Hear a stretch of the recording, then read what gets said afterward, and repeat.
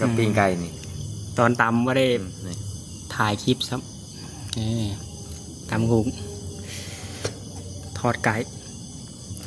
กับตำหุงเข้ากันกันเยอะอันนี้เป็นไตมันเอาคนครึ่งบ่ กิโล ทอดเอาบ่ได้ไปเอามากินกับตำหุงนี่เลยนะ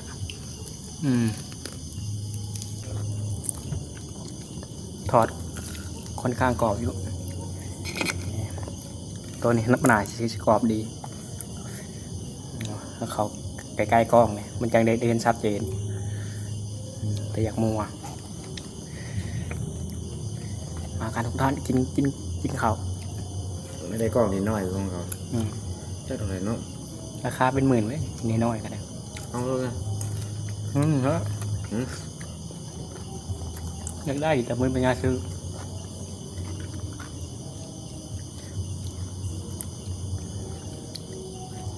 พบกันใหม่วิดีโอหน้าเขาเดี๋ยวขอกินข้าวก่อนกดไลค์กดแชร์กดซับสไครต์กดกระดิ่งเขียนเตือนกินกลางเอาไว้จบ